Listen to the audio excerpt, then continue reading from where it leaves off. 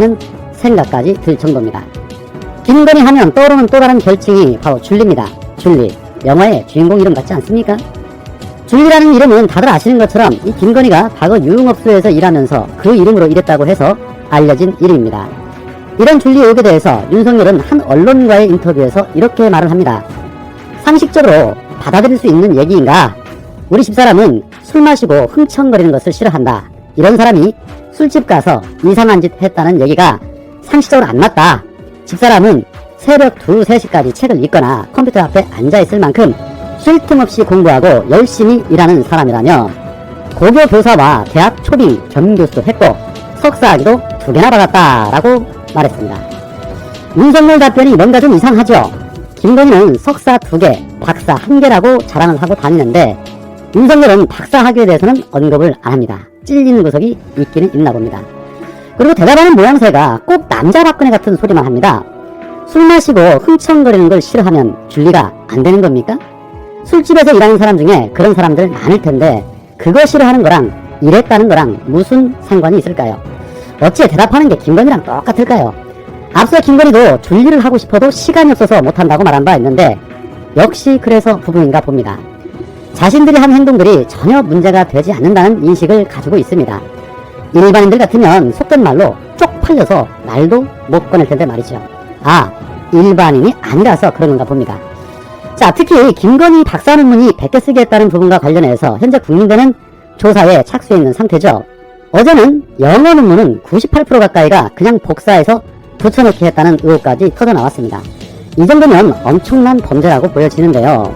그런데 저들은 우리와는 다른 족속들이라 그렇게 보지 않나 봅니다.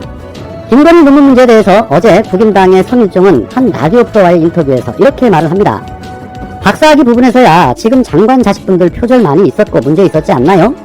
그런데 장관 하시는 것도 아니고 공직에 본인이 출마한 것도 아닌데 아마 그것들이 그렇게 전체의 도덕성에 전체로 다 포장되는 건 문제가 있을 거고요. 아무래도 거기에서 박사학위 과정에서 문제가 있다고 그러면 학교에서 나름대로 어떤 프로세스가 작동이 되겠죠 라고 입을 털었습니다. 이게 국임당의 의식 수준입니다. 장관 자식들의 표절 문제로 낙마한 사람들이 상당수 있었습니다. 그런데 대권 후보 마누라는 장관 후보자가 아니라 괜찮다고 말하고 있습니다. 도덕성에 포장하는 것은 문제가 있는 거랍니다. 그런데 더 놀라운 건 오늘 윤석열 측은 김건희 논문 의혹이 계속해서 불거지자 기도 안 차는 입장을 냈습니다. 윤석열 측은 이재명, 정세균, 추미애 등 자당 유력 대선 후보들 본인의 논문 표절 의혹에 대해서 보다 더 엄격한 기준을 적용해야 할 것이라고 입을 털었습니다. 윤석열 대변인은 이날 배포한 입장문에서 여당의 대선 후보와 최고위원 등은 결혼 전인 2007년도 배우자 김건희 씨 논문을 검증 대상이라고 밝혔는데 공당이라면 배우자가 아닌 대선 후보들 본인의 논문 표절 의혹에 엄격한 기준을 적용해야 한다. 그에 대한 명확한 입장 표명과 조치를 취해주기 바란다. 김건희 씨의 결혼 전 논문 문제는 해당 대학교의 조사라는 정해진 절차를 통해 규명이 되고 그 결과에 따를 문제다라고 기도 안 차는 입장을 냈습니다. 뭐 이제는 막 나가겠다는 것으로 보여집니다. 물타기 하겠다 이거죠. 역시 낮바닥 두꺼운 것은 우주 최강인 듯합니다. 나경원 수법이 그대로 나온 듯합니다. 역시 윤석열식 공정과 상식 이런 거였죠. 남의 의혹은 100군데 이상 압색하는 것이고 내 의혹은 무조건 당연한 것이고 윤석열식 공정과 상식인 겁니다. 경악을 금치 못합니다. 자, 그런데 윤석열을 좋아하는 것이 있습니다. 바로 일본이죠. 오늘 MBC 시선집중에 일본 게이센 여학원대 교수 이영채 교수가 전화 인터뷰를 하면서 일본 내 한국 대선 주자들에 대한 관심이 많다는 보도에 대한 반응을 알렸습니다. 이낙연 후보에 대한 보도는 일본에서 오랫동안 언론관계 활동을 했던 사람이고 또 일본의 우호적인 분으로 알려져 있어서 우호적으로 보도하는 것 같다라고 말을 했고 이재명 지사 같은 경우는 오히려 문재인 정부보다 강경하지 않을까 하는 우려 섞인 보도하는 경향이 있다라고 말했습니다. 특히 윤석열에 대한 많은 보도들이 있는데 윤석열이 오염수에 대한 어떻게 보면 크게 문제가 되지 않을 거라는 이런 형태의 뉘앙스를 얘기하는 것은 일본 정부 입장에서는 아주 도움이 되는 거다.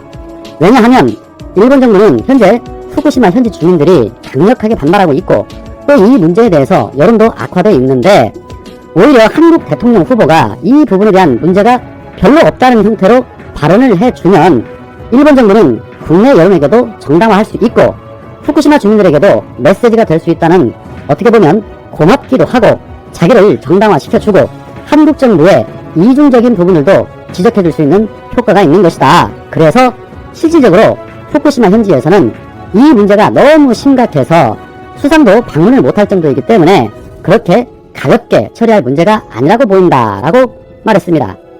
자, 일본 자체에서조차 수상도 현지에 방문도 못할 정도로 심각한 문제가 되고 있는데 한국에서 대통령 후보로 나선 어떤 이상한 놈이 크게 문제가 되지 않을 거라는 뉘앙스로 떠들고 있으니 일본에서 얼마나 좋아하겠습니까? 매 선거 때마다 한일전이라는 구호를 참 많이 외쳤는데 이번 선거도 역시 한일전이 되고 있습니다. 이낙연과 윤석열을 일본이 좋아한다는 걸 보니까 굳이 말하지 않아도 여러분들께서 판단하기가 쉽지 않을까 생각해 봅니다. 일본이 좋아하는 것 반대로 하면 그게 정답이죠. 조중동이 좋아하는 거 반대로 하면 그게 정답입니다.